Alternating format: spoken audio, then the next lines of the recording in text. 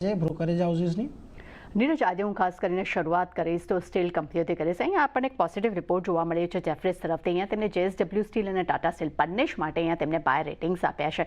અગર હું લક્ષ્યાંકની વાત કરશું તો JSW સ્ટીલ માટે તેઓ 1300 અને ટાટા સ્ટીલ માટે તેઓ 200ના લક્ષ્ય તેમના તરફથી આપણને જોવા મળી રહ્યા છે. અહીંયા તેમનું કહેવું છે કે એશિયા અને ભારતમાં સ્ટીલ કિંમતોમાં જે ઘટાડો આવ્યો છે તેની ઇમ્પેક્ટ જે છે તે માર્જિન પર જોવા મળી શકે છે. પરંતુ સાથે તેમને એ પણ વાત કરી છે કે જે એશિયન સ્ટીલ જે સ્પ્રેડ છે લગભગ તે 15 વર્ષના નીચેલા સ્તર પર પહોંચી ગયા છે. એટલે એક સારી રિકવરીની પણ તેઓ અપેક્ષા અહીંયા રાખી રહ્યા છે. અને સૌથી મોટું અગત્યનું રીઝન તેઓ આપી રહ્યા છે કે સેફગાર્ડ ડ્યુટી ફરીથી લાગવાના જે અત્યારે સંકેતો મળી રહ્યા છે જેને કારણે સ્થાનિક પ્રાઇસને અહીંયા એક વધુ એક ફાયદો થઈ શકે છે. આ કારણસર એક પોઝિટિવ વ્યૂ તેઓ આપી રહ્યા છે. સાથે તેમને FY 26-28 દરમિયાન JSW સ્ટીલ માટે એબિટા જે છે તે લગભગ 4 થી 15% વધવાના અનુમાન આપી રહ્યા છે, જ્યારે ટાટા સ્ટીલ માટે તેઓ 2 થી 6% એબિટા અનુમાન જે છે તે વધવાના તેઓ આપી રહ્યા છે. એટલે એક પોઝિટિવ રિપોર્ટ અહીંયા આપણને સ્ટીલ કંપનીઓ માટે જોવા મળી રહ્યો છે, જેમાં ખાસ 2 કાઉન્ટર્સ તેમને ખાસ પસંદ આવતા જોવા મળી રહ્યા છે. ત્યારબાદ નજર કરશું LG ઇલેક્ટ્રોનિક્સ પર. અહીંયા ખાસ કરીને કોટક તરફથી રિડ્યુસ રેટિંગનો રિપોર્ટ જોવા મળી રહ્યો છે.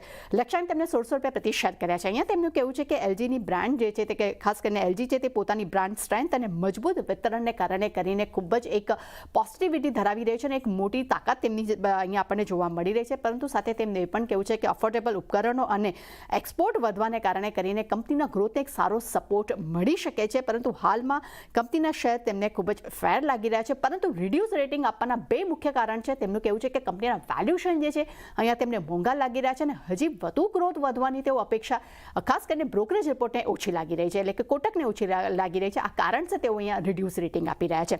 ત્યારબાદ કોફોર્સ પર નજર કરશું. 2 અલગ અલગ બ્રોકરેજ રિપોર્ટ આવ્યા છે, બંને જ પોઝિટિવ છે. HSBC તરફથી અહીંયા આપણને હોલ્ડ રેટિંગનો રિપોર્ટ છે. લક્ષ્યાંક તેમને 2025 રૂપિયા પ્રતિ શેર કરે છે. અહીંયા તેમનું કહેવું છે કે FY 26માં 20 નવી ડીલ્સ થવાની છે, જેના પર ખાસ નજર રહેશે.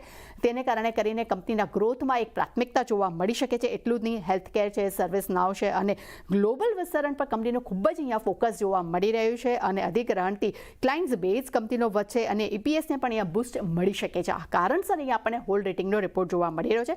પરંતુ નોમુરાએ બાય રેટિંગ આપ્યા છે. લક્ષ્યાંક તેમને 2000 રૂપિયા પ્રતિ શેર કર્યા છે. અહીંયા તેમનું કહેવું છે કે FY 27 બાદ લગભગ 14 થી 15% એપિટ માર્જિનની તેઓ અપેક્ષા રાખી રહ્યા છે. અને સાથે તેમને પણ કહેવું છે કે સર્વિસ નાવ અને ANZ પર કંપનીનું ખૂબ જ અહીંયા ફોકસ વધી રહ્યું છે. ખાસ કરીને કંપની AI પર હવે એક વધુ અહીંયા ધ્યાન બનાવી રહી છે, જે કંપનીના ગ્રોથ માટે ખૂબ જ એક પોઝિટિવ વલણ આવનારા સમયમાં જોવા મળી શકે છે.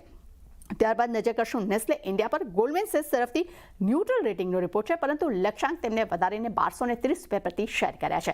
અહીંયા તેમનું કહેવું છે કે GST કટથી કંપનીનો ગ્રોથ મોમેન્ટમ અહીંયા કન્ટિન્યુ જોવા મળી રહ્યો છે. નૂડલ્સ, કોફી, ચોકલેટ્સનો પણ એક પોઝિટિવ મોમેન્ટમ અહીંયા GST કટ બાદ એક કહી શકાય કે ગ્રોથને એક વેગ મળતો જોવા મળી રહ્યો છે. સાથે તેમને પણ કહેવું છે કે કંપનીના માર્કેટ શેરમાં પણ વધવા માટે પણ GST કટ એક ફાયદામંદ અત્યારે જોવા મળી શકે છે. અને વેલ્યુ કંપનીના ડેફિનેટલી અહીંયા તેમને મોંઘા લાગી રહ્યા છે વેલ્યુએશન, પરંતુ ગ્રોથમાં એક મજબૂતીને કારણે કરીને તેઓ અહીંયા ન્યુટ્રલ રેટિંગ આપી રહ્યા છે.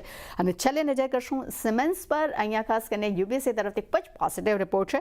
ખરીદારીની સલાહ આપી રહ્યા છે. લક્ષ્યાંક તેમને 4200 રૂપિયા પ્રતિ શેર કર્યા છે. અહીંયા તેમનું કહેવું છે કે કંપનીએ LV મોટર્સ સાથે તેમને બિઝનેસ જે છે તેમની ગ્લોબલ ડીમર્જરને લઈને જે અત્યારે જે ચાલી રહી છે, જેને કારણે કરીને કંપનીના વેલ્યુએશન તેમને ખૂબ જ સારા લાગી રહ્યા છે. સાથે તેમને પણ કહેવું છે કે એ LV મોટર્સના વેચાણ માત્ર 6% આવક અને 2% નફાનું જ યોગદાન અહીંયા જોવા મળશે. પરંતુ ઓવરઓલ જૂન 2026 સુધીમાં પૂરી ડીલ જે છે તે પૂરી થવાની, એટલે જે પૂરા જે ટ્રાન્ઝેક્શન છે તે પૂરા થવાની તેઓ અપેક્ષા રાખી રહ્યા છે. ઓવરઓલ તેમનું કહેવું છે કે ગ્લોબલ રણનીતિને ધ્યાનમાં લઈને અહીંયા એક પોઝિટિવ વ્યૂ તેઓ સિમેન્સ માટે આપી રહ્યા છે.